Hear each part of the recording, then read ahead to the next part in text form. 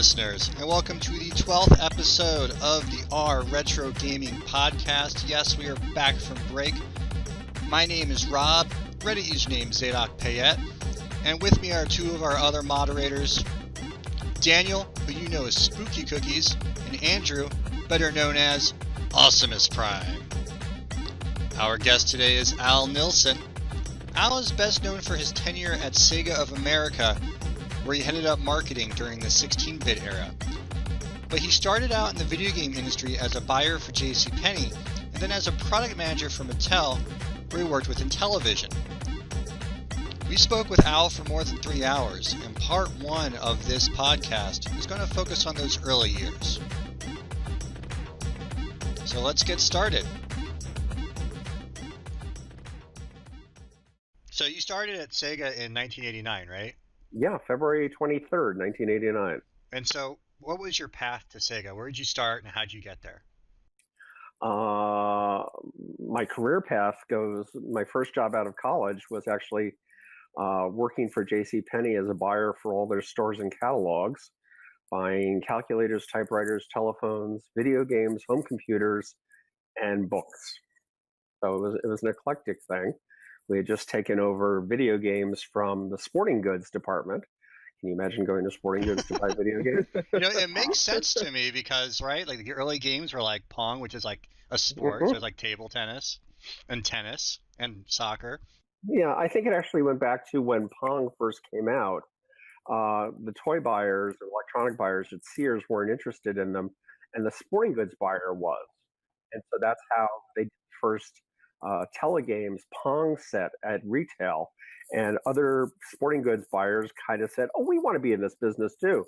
And so that's how it came over. But Penney's back then decided that they wanted to go and put it into more of a dedicated department.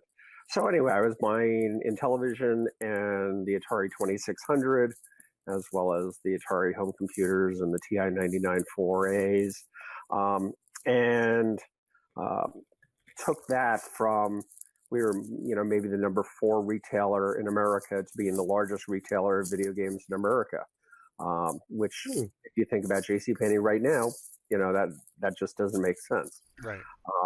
But we were the largest retailer. We beat Sears, and Sears was number 2.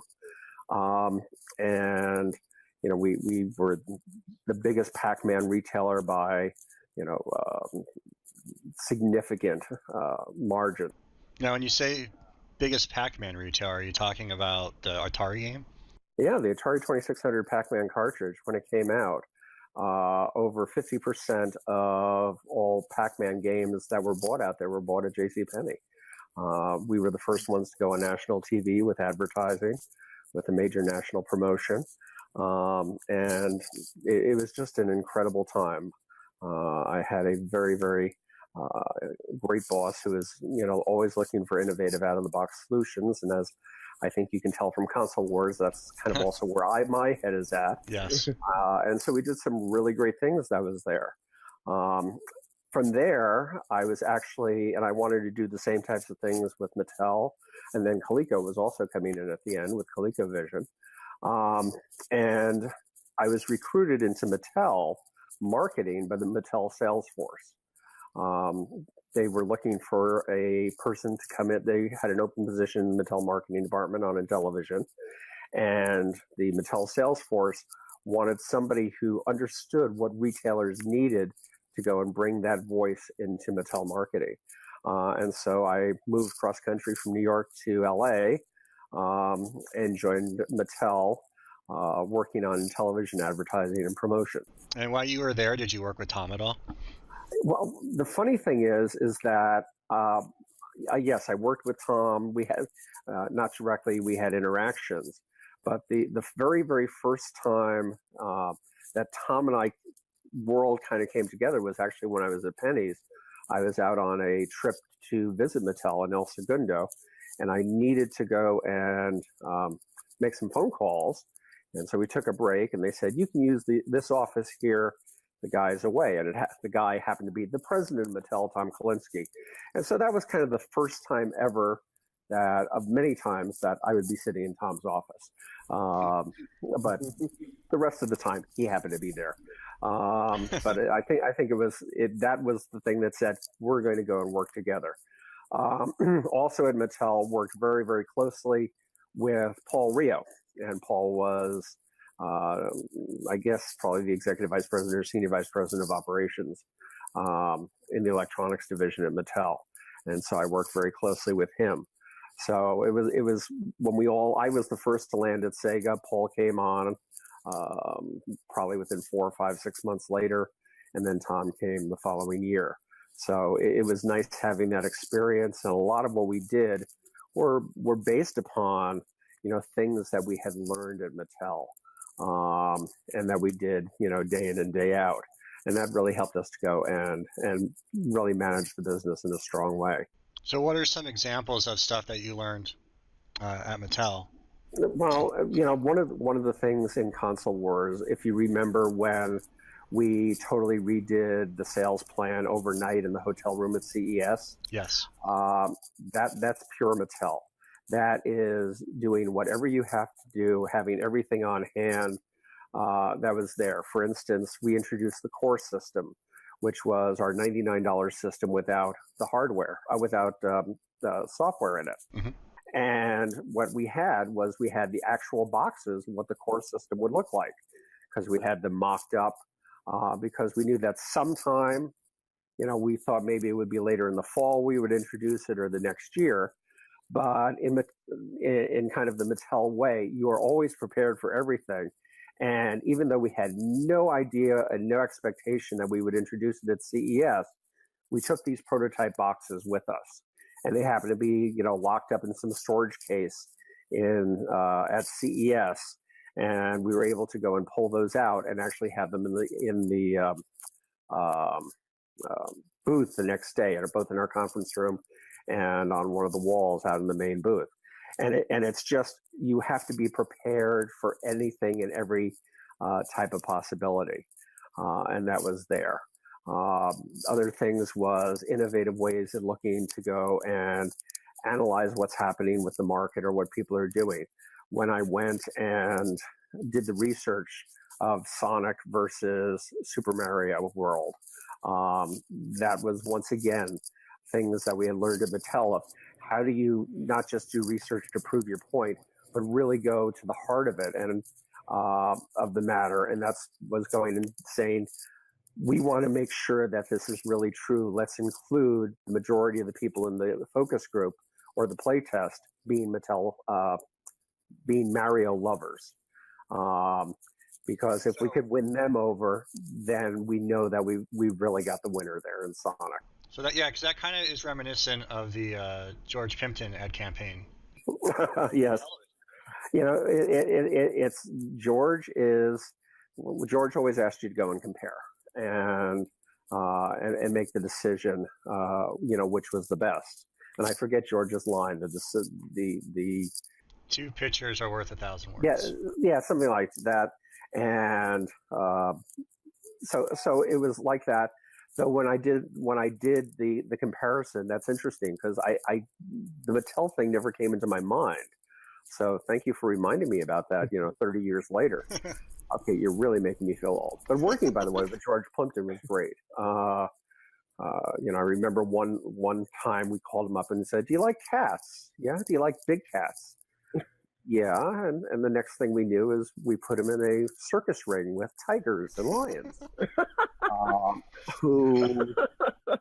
And we had their trainers hidden behind things, but we could have had a problem with George, and if they wanted to get out of control. But so it was a very interesting shoot.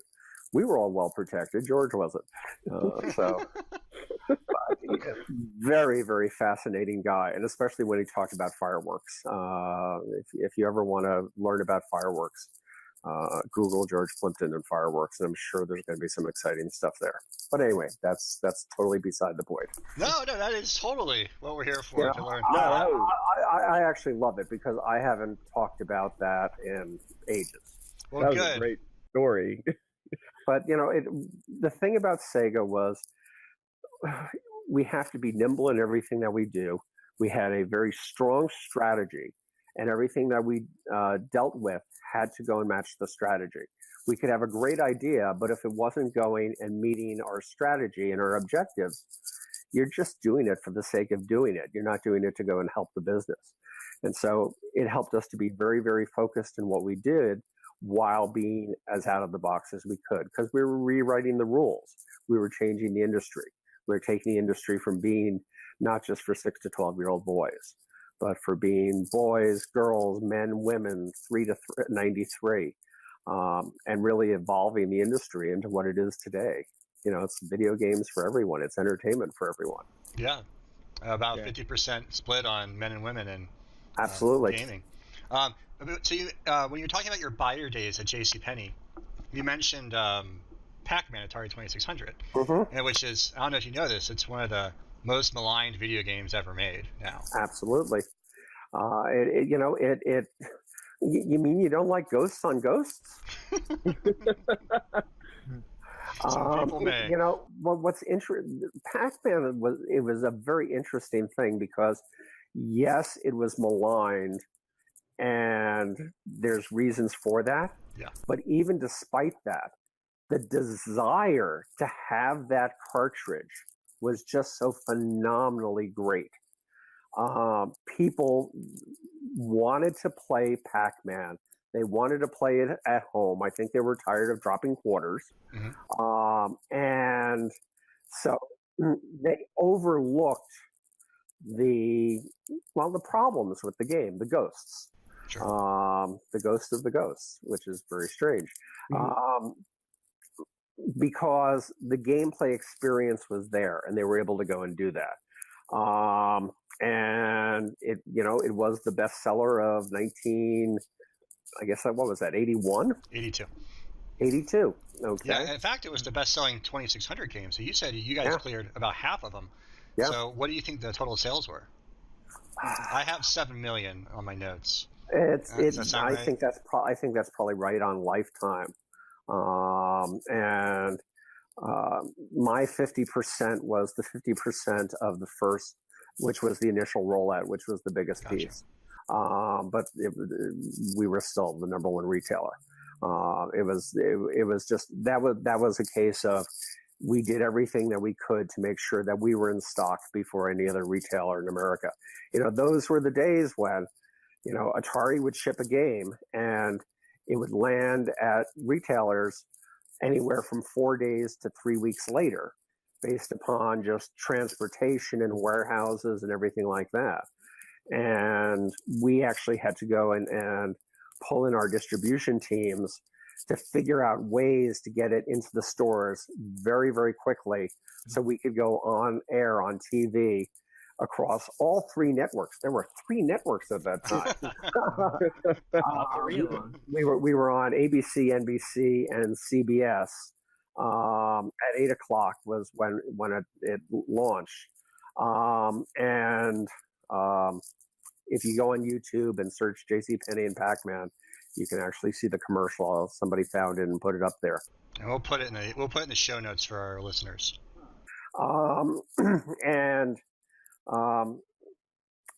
We bypassed warehouses. We actually had 2 tractor trailers backed up to each other with a conveyor belt in between, and they took the boxes off of the incoming trailer, stick shipping labels on them, and put them into the other trailer, and then send it off. This one's going to all the Penney stores in the Northeast and the West and everything like that. So it was just a huge logistics program, in addition to a sales program. But Pac-Man, it was one of those titles that the demand was incredible. And I think that was just because everybody loved playing Pac-Man. It was one of those titles that wasn't just for kids. It was the title that moms wanted to play, a la the demand for Ms. Pac-Man. And it just, people wanted to play it on their Atari 2600, and they were able to go and play it. And it had, the gameplay was there. It was just the ghosting ghosts. Yeah, I agree with you. I think that there is the core spirit, right, in the game. Pac-Man was, if you go on the Atari 2600, The gold standard was set by Space Invaders, which was a great port. Well, it was not a port; it was the original title. Well, it was a port of the arcade game, I should say. But it was a great title, and I actually, when I would buy for pennies products, first of all, in order to go and get into my store, I carried 100 Atari cartridges. That was it. And if I had to add a new cartridge, I discontinued one of the others. So my stores would have space for 100 cartridges if they carried them all. And I demanded EPROMs from the manufacturers and actually went and played them. And I had my friends play them, and we'd go and say, is this worthy to be one of the 100? And then I started benchmarking it against Space Invaders. Is this half of a Space Invaders, a 25% of Space Invaders? And not really in terms of quality, but in terms of volume potential. And so that's how I was thinking in terms of, how many of these could we actually go and sell and then place my orders accordingly. And Pac-Man was one of the few games that was, up there at that Space Invaders level. So I have a couple questions now. Sure. About that. So there's one of the rumors about the 2600 version of Pac-Man has to do with there was like a rush on returns for the game. Is that any truth? A rush? You mean there were a lot of returns for it? Is that what you're saying? Right. Yeah. Yes. Did not experience that. Did not experience that. There was nothing that stood out as a return problem on the 26 on Pac-Man that we experienced. Okay. So, I think that once again there was this kind of undercurrent of ghost that you read in the magazines, Sure. but I don't think it ever went mainstream at that time because people were having too much fun playing with. I think that, there may have been some people who, I don't want to say purists, who just wanted a closer experience and may have returned it for that. But Pac-Man was one of those, it was one of those keeper games that, you kept around and it's like, okay, what am I going to play now? And it's like, that becomes a go-to title. Sure. So it wasn't there. Mm-hmm. And I also think that they didn't want to go and return the T-shirt that came with the game. Ooh, that's a really good point. Yeah.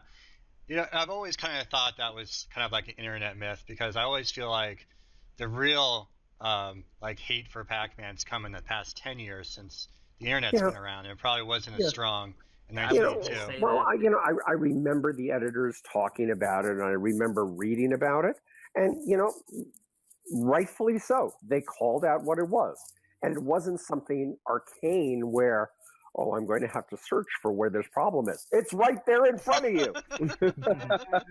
No doubt. But you still wanted to play it. So, Al, you mentioned that in your store you had room for 100 games at a time, right? What I had was, here's the list of what a store can carry, and we had very big stores. We had very little stores. Okay, we had the biggest stores could carry 100 games. They had room for it, and they had the volume. Others would only carry 60 or 50 or 40 or 30, but they could only choose from that list of 100 games. Interesting.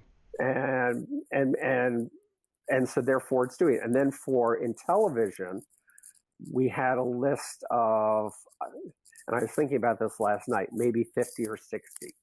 So it was a smaller list, one, because there was a smaller installed base and a smaller software base of titles to choose from.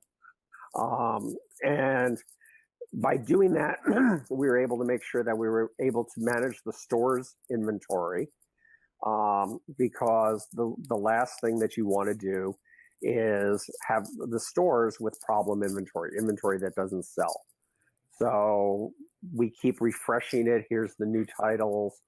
And what ends up is that by doing it this way, our problem inventory that wasn't selling, was so super low.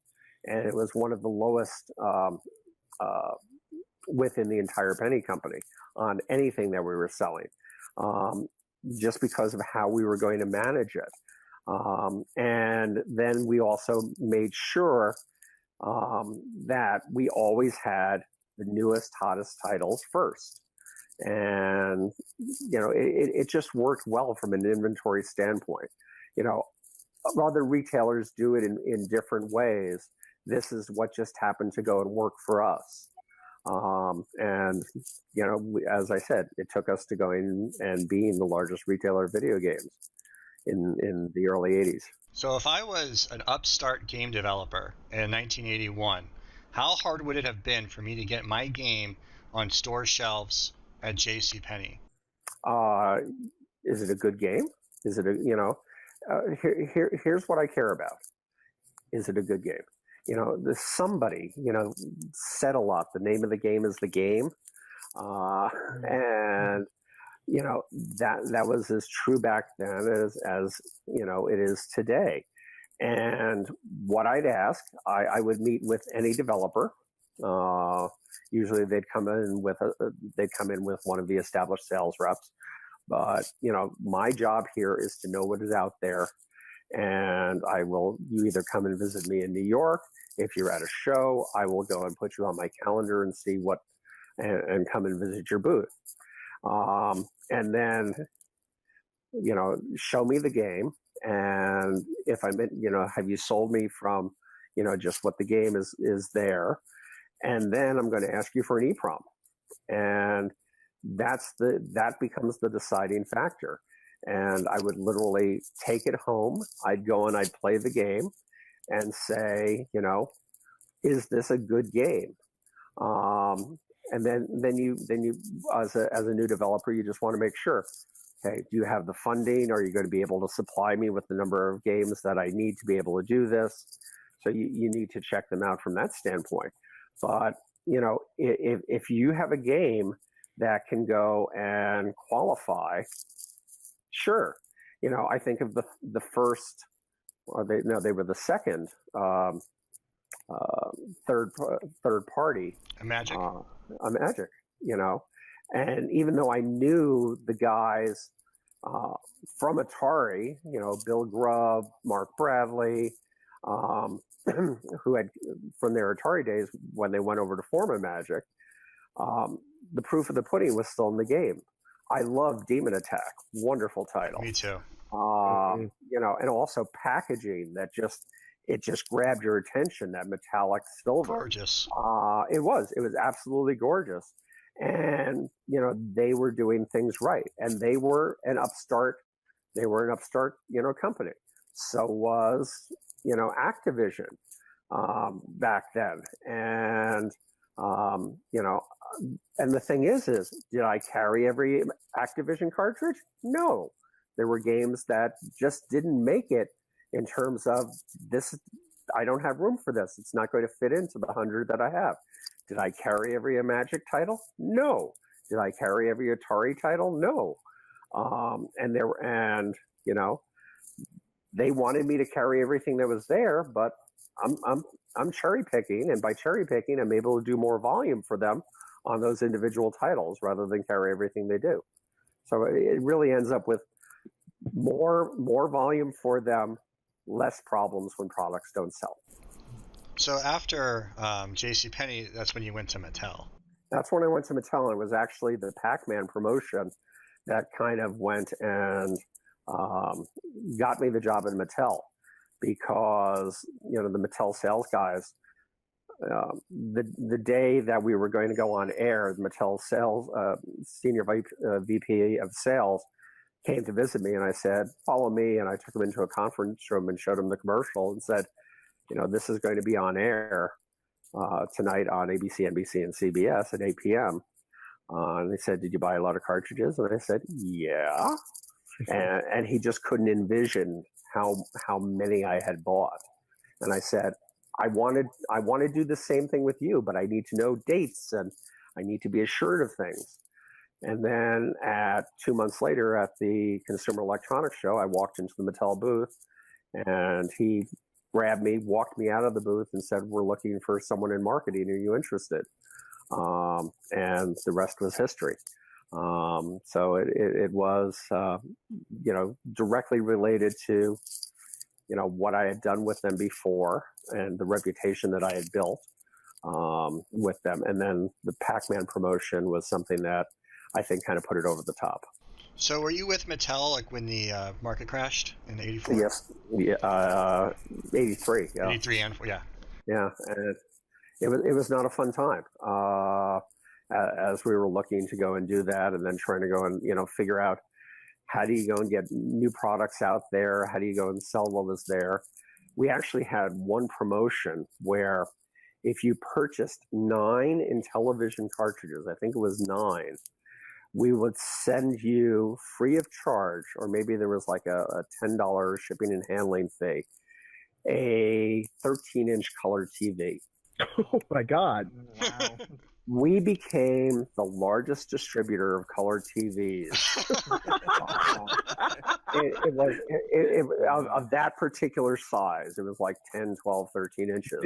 Did people just buy color or just buy 9 Intellivision carts just to send it in? Like, even if they didn't have an Intellivision at that point? I don't know, but, and the thing was we're just going, here's $40 a cartridge, $50 a cartridge. They're going to be spending, $400 to $500 on cartridges. Mm-hmm. And it's like, will somebody go and do this? And, you needed to have the receipt, and it needed to show all 9 cartridges that are on there and proofs of purchase. And, we validated those things very, very carefully to make sure, that we weren't being ripped off. And we could not believe, out of all of the promotions, how many TVs we went through. And Paul Rio, that was his job, was to source the TVs. So Paul Rio was like the number one TV distributor, color TV, 10-inch or 12-inch color TV distributor in 1982. You never know what's going to work. And that one was just a deal that people couldn't go and pass up. But then again, when I go back to the Pac-Man promotion, to get the free T-shirt, you either had to buy Pac-Man and an Atari 2600, or Pac-Man and an additional 3 cartridges. So I was making you spend $150 to get a T-shirt. Wow, that's a nice T-shirt, right?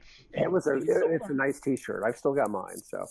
So being on the inside at the time and having hindsight, what's your post-mortem on the crash? What do you think did the industry in? There was a lot of things. Right. First of all, there was a lot of crap, a lot of garbage, a lot of titles that just should not have been made, and not only from spurious third parties who are going to say, "Hey, I'm just going to go and make a sex, game," which polluted the whole industry. They really didn't sell, but it polluted the mindset of the industry. Yeah. And then, there were just titles that, were just put together, overnight, and, just did not deserve to be, the time of day. And, retailers, and they're making tons of them. And they're not selling, and so therefore let's lower the price. And so there's all these markdown cartridges that were a problem. And then the crazy production that manufacturers were doing. There were titles that were produced, where they made more of the cartridges than the total installed base of the system. Now, some people have said that's because retailers were over-ordering because they were expecting like half orders at the time to be filled. But still, the manufacturers, if there's an installed base, I'm just throwing a number for math purposes here. If there's an installed base of 15 million units out there, you're not going to go and make 15 million cartridges. You don't, the highest percentage of sales to the installed base at the time in the history of the Atari 2600 was Space Invaders, which was 37.5% of the installed base. And you're going to go and do something which is at 101% of the installed base? I don't think so. I don't see how that gets approved at all, though. I don't know how it got approved. That was not something that was ever in my. I was never in any meetings, but I know that it was happening at all the companies that they were doing that. And even you could, with that number, you could put out 3 games, and then maybe you would have some of that share if it was cut 3 ways. Yeah, well, it was really interesting. I was in those meetings, and I was a part of those meetings at Sega, and we never did that. And Paul Rio ran those meetings. We kept things very, very lean to be able to do that. But it was a interesting and crazy time. One of the things, I get. My boss goes and says, "Hi, we have all of these ROMs sitting around.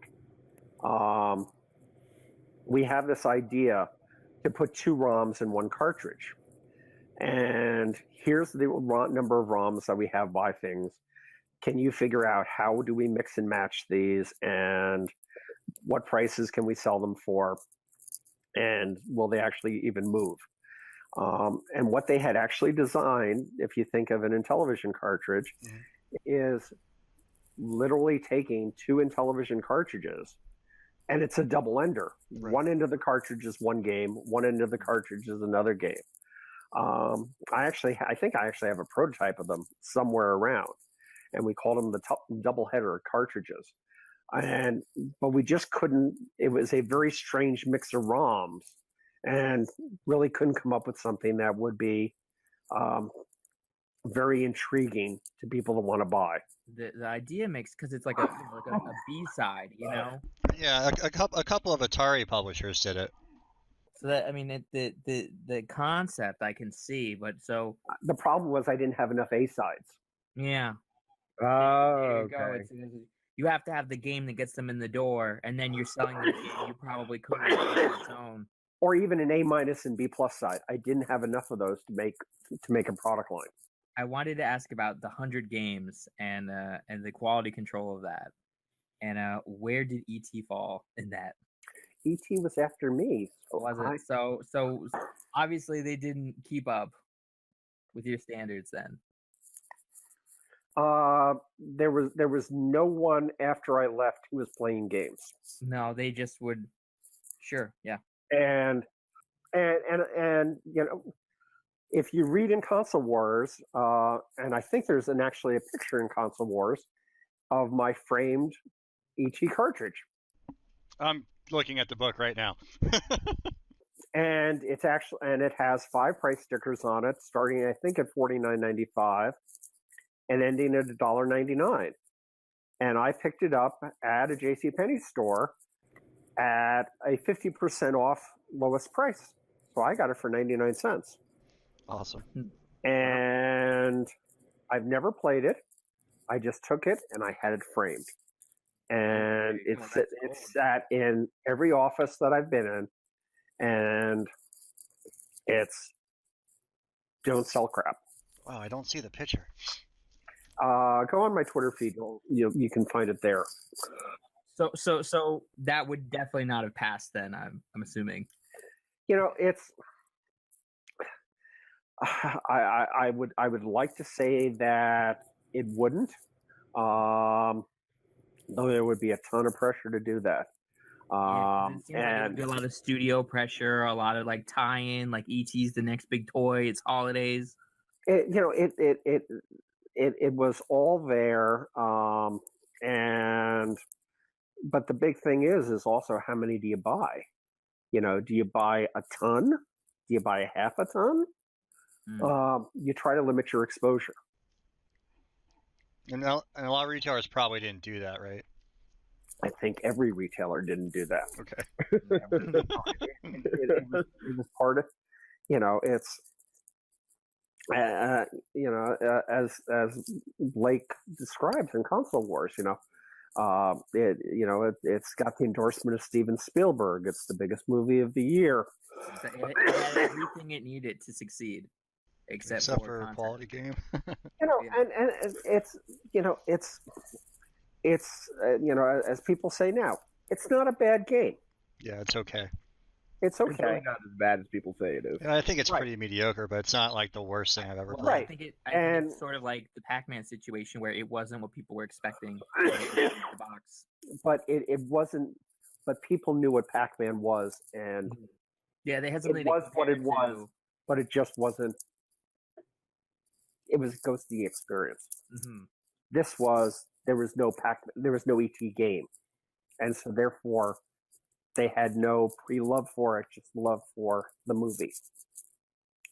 Right. It's the problem was, and they were pushing out. They pushed out a ton of games because there was pressure from corporate, there was pressure from Spielberg, there was pressure from the studios. And I'm sure every executive and sales executive at Atari was, you got to sell this. Do you know how much we were paying Spielberg for the rights? Yeah. And we need to go and make this thing big. Totally understand that. And it's so everybody just went and overbought. It's kind of like, oh, ET, if we buy it, it'll sell. Yeah. And do you think that overbuying was a big contributor to the downfall? Oh, absolutely. Yeah. There's people had big hopes for what sales were going to go and be. Retailers had hopes. Manufacturers had hopes and expectations that the sales were going to be huge in '83, and the consumers just got totally confused. Here's a $40 cartridge. Here's a $5 cartridge. I'm going to buy the $5. Oh, that sucks. Yeah. I'm not going to buy a $40 cartridge anymore. It's probably going to suck too. So yeah, it was interesting. Okay, so before we go to Sega, let's talk about this Intellivision one last time briefly. Sure. What were some of your biggest successes? Like, what were some of the best things that you did with Intellivision? I think we did some great commercials that were there.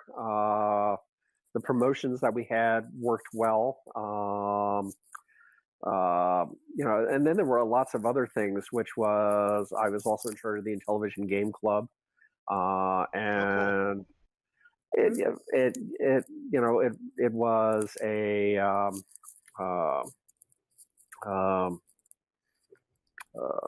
small publication that was sent out.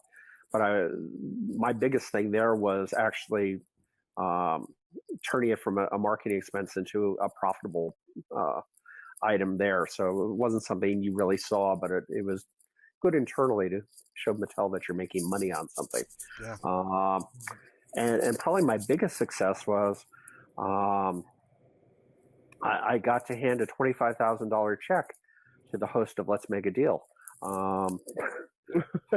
And why can't I remember his name? And they had the Astro Smash shoot-off, and one of the things was that there was a donation to a charity, Variety Clubs International, and so I had to go and attend a luncheon on Mattel's behalf and present the check, and it happened to be to Monty Hall, the host of Let's Make a Deal. He was very used to handing out checks to other people. I'm not sure many people had handed him a check. So yeah, that was. I think I did that my second week at Mattel. So it was. You never know what you do in a job. Do you think that like an Intellivision 3 that was like an 8-bit more like ColecoVision powerful would have helped save the Mattel Electronics? Project Coffee, as it was known internally. I think it had the promise. The whole thing about the industry wasn't ready. The retailers had just product that was not moving at all. And how retail works is, an individual store has a budget of how much inventory they can go and keep on hand. Once again, let me just throw numbers out there. Say they can carry $1,000 worth of inventory at cost. And a great new title comes out and they've got $950 worth of inventory on hand. They can only buy $50 worth of new inventory. When in reality, they probably could sell $300 worth of that new title. But they're not allowed to do that because they already have $950 worth of inventory. It's called open to buy. And the retailers have all of these products that aren't selling, and so therefore there's nothing freeing up space for new things. So I don't think at that case any new console is going to go and make the grade. I still remember going to CES in '85 and seeing this booth from this company called Nintendo. Okay, and here's a new system, and oh, by the way, you can knit a sweater on it, on a robot, and the games look good, and it was interesting from there. But it's kind of like, how are they going to convince retailers to buy it? Is it too soon? And my colleagues in the it was an entertainment system. Well, it was an entertainment and knitting system. Yeah, so it was that whole big package. Now it can do 101 things. It can dice, it can slice. Are we talking about the NES that came out, or are we talking about the advanced entertainment system that was like that was going to be like the computer in one? No, I think it was the NES. I think I think they were very smart at what they did with doing the New York test. They had to convince retailers that there was a market for quality games and a quality gaming system, and they did it very smartly by let's prove ourselves in New York, and then we can go and take that business nationally. I have to ask, because you brought up the knitting system twice. When you saw that, did you think it was cool or just silly? Like, is anybody really going to buy this? I thought it was interesting. I thought it was like, okay, it just kind of like, it just made your mind think.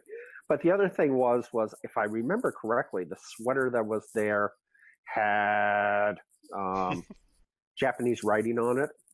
Okay. A kanji. And it was like, okay, maybe this is something that would really appeal in Japan. And they're showing this as kind of a proof of concept or what they could do. I didn't think that they would go and ever bring that into the US, but it was just showing here's part of what the capabilities of the system is. Imagine what the capabilities are. Because now you're playing with power. Right. And which is, what happens a lot at CES is you go off into these corners and here's small little companies from around the world. And some of them are doing some really interesting things that would be cool for the US, and other things which are very, very regional and just wouldn't work in the US, but would do fine elsewhere. And so, as I said, I wasn't thrown off by it. I just found it interesting, and it wasn't the first thing you saw when you went into the booth. And the games were interesting, and then you had Rob the Robot and what they were doing there, and so it was I think it was a well-conceived product line showing. There's lots of things that we can go and do with this. Boy, this is powerful. You haven't seen nothing yet. So I wasn't thrown by the knitting machine. It was just something that I wasn't expecting. I wasn't expecting to see them there because I thought it was too soon, and then I wasn't expecting to see the knitting machine. And then it would build an empire that you'd go on to take down. Yes. I think that was planned. and Tom and I do have the only 2 prototypes of the Sega Genesis Mega Drive knitting machine. Tell us about that. Please tell us about that. that. No, never did that. No. There was no Sega knitting machine. Okay.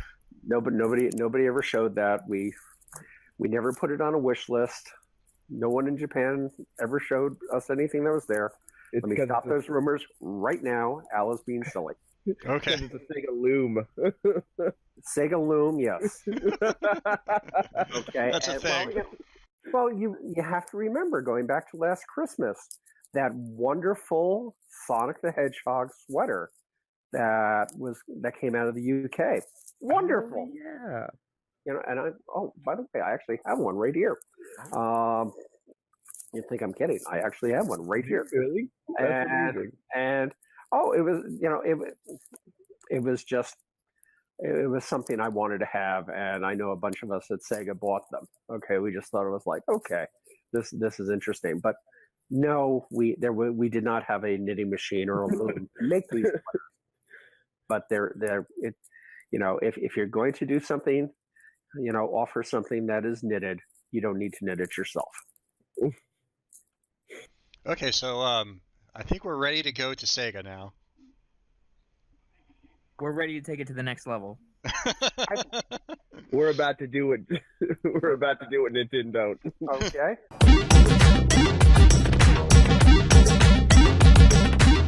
With that, we're going to wrap this episode of the podcast and conclude part 1 of our interview with Al.